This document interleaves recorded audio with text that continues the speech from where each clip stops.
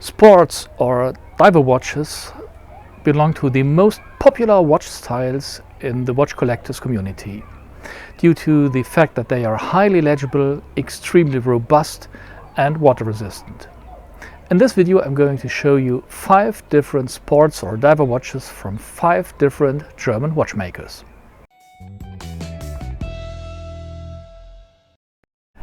Hello and welcome to Marchat Sea's Watch Videos. My name is Axel and I'm glad to have you on the show.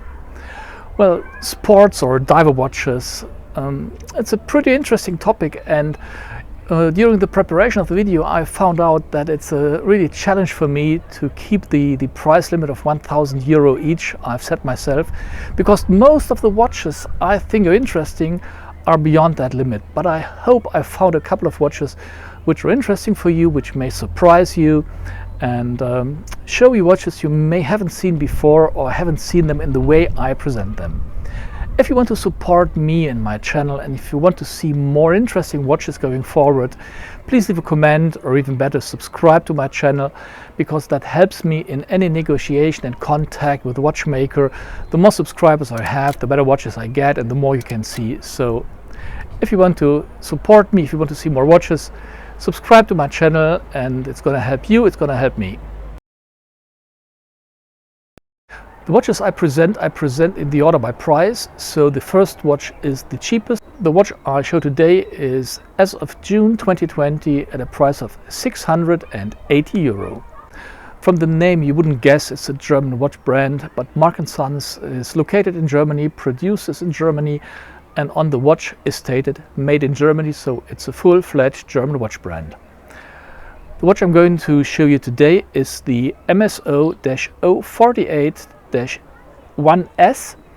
It's a diver's watch, more on the elegant side with the sunburst dial, available in various colors. I choose the gray one because I think the gray one is perfectly set up for both more casual situations and slightly formal situations, so you can wear it in both, and I like it a lot.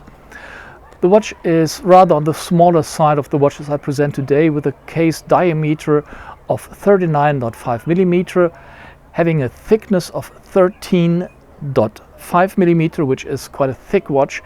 Having seen it in reality, it isn't that bulky as the figures might indicate, but it is definitely a high watch, but not a wide, not a big watch. The lug width is 22 millimeter and the bracelet tapers down to 18 at the clasp. The weight including the bracelet is 177 gram.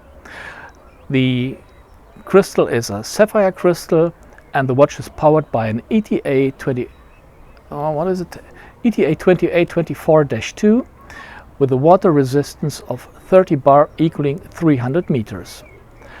Markinsons is a watch brand which is kind of under the radar, not well known. Watches I've seen are well made, good quality. However, it's not on everybody's recommendation list. So was it on mine. So it was not on mine. But I think that's not fair towards the brand, because the watches are well made and some of them follow a certain design language which is well known. This one today is more unique, and I hope I'll be able to show more of those watches in the near future, because I think the brand is worth it. The second watch I'm going to show today is the biggest watch. The first one was the smallest and the second is the biggest watch. A company called H2O. What could it build other than water resistant divers watches? And so does the watch brand H2O. The watch I'm going to present is Hellberg CH6, and the Hellberg CH6 sells in June 2020 at a retail price of €743.75. Hellberg calculates net prices and adds the VAT later on, and this leads to those broken retail prices. Interesting concept, but it is as it is. The watch has a case diameter of 45.5 millimeter and a thickness of 16.2 millimeter. Lug to lug, it's only 50.5 millimeter compared to the comparatively big and chunky case size, so it might fit to smaller wrists, but the watch itself is a big thing, and it's definitely not a watch which easily slips under a sleeve. Lug width is 24 millimeter, and the water resistance is 100 bar, equaling 1000 meter. The watch is powered by a Miyota 9015. It's not a Swiss ETA, but the Swiss ETA and the Miyota both have pros and cons. I don't see a clear winner. It's not that the one is better than the other. They do have advantages and disadvantages in single points, so it's up to personal preferences which movement you prefer. I haven't seen any major advantage or major disadvantage of either of the two. The hands and the markers are colored with Super Luminova BGW9, and if you like, you can get an optional mesh with a thickness of 4.3 millimeter. But whether you like the watch or not, whether you can wear it or not, I recommend to visit H2O's website, because what they do have is they have a configurator for each watch they sell. So you can assemble the watch as you like, with different case materials, different bezel, different dial colors, different hands, and you can just build it as you like, and you can download the pictures to compare different setups and different bundles you've designed. Absolutely great, I like it. And I wished other brands would offer the same flexibility and the same service. Well, talking about service, H2O is, as far as I could hear, well known for a really dedicated customer service, and they're building quality watches at a fairly reasonable price. So it's worth to have a look if you can wear it, and if not, just have a look at the configurator and just leave a comment if you like it as much as I do. The third watch I'm going to present is a Lacquer watch, Lacquer Amazonas. I'm totally pleased that Lacquer contacted me following a video I did and offered me to send me some watches for review. So I don't pay anything, they don't pay anything to me. I don't get a kickback if you order, I don't have a benefit, a discount code, nothing of this. It's just a service. I get some watches and I can do the videos. I like it and I hope you enjoy it. And the Lacquer Amazonas is one of those I will receive next week, so I'm able to do a full-fledged review of that particular watch. The watch currently sells at a retail price of 980 euro and is empowered by a movement called Lacquer 24. Actually, it's a refined ETA 2824-2. The front crystal is a sapphire crystal, and markers and hands are covered with Super Luminova C3.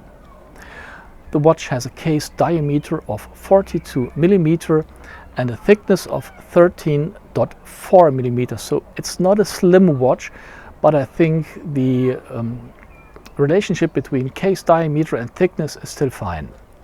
Lug width is 20 millimeters, so you can play around with a lot of straps, and I think there are a couple of straps which may look great on that watch. Lug to lug is 50.5 millimeter, so not for very slim wrists, but should fit to most wrists I know. The watch has a water resistance of 30 bar, 300 meters, and weighs, including the bracelet, 182 gram. This particular watch is available in different color options, so you can have it with blue hands and bezel markers, you can have it in orange, and really fresh design, and I like it because it's some kind of watch which you don't see at any corner. In addition to the bracelet, you can order a textile strap matching the color on the watch, so you don't have to look around for a strap that fits and reflects the color. You can order it directly from Lacquer and have a real fresh summer watch on your wrist, either in green or blue or orange. So it's really worth to have a look. I like it a lot, and it's really fresh, modern summer watch. Well, the fourth watch is a watch whose brand name always creates a smile in my face. I don't want to publicly share what I think when I hear the name. It's Marchat Sea or Marchat Sea. I don't know exactly how to pronounce it. And the watch I picked is the Tridented Titanium, which currently sells at a retail price of €1,148. The case is titanium. It has a diameter of 43.6 millimeter and a thickness of 14 millimeter. You need a bigger case to achieve a water resistance of 1000 meter, 100 bar. The front crystal is a sapphire crystal, and the hands and the markers are covered with superluminova. I've heard and read a lot about Marchat Sea, and all you can hear is these are quality watches with a dedicated service, and you probably won't be disappointed if you look at it, if you buy one or have a deeper look at it. So it's a micro brand, not too well known. They don't sell too many watches, but you don't hear a lot of negative comments about this watch brand. So I think it's worth to have a closer look at. So the last watch I want to present is the Limes Neptune.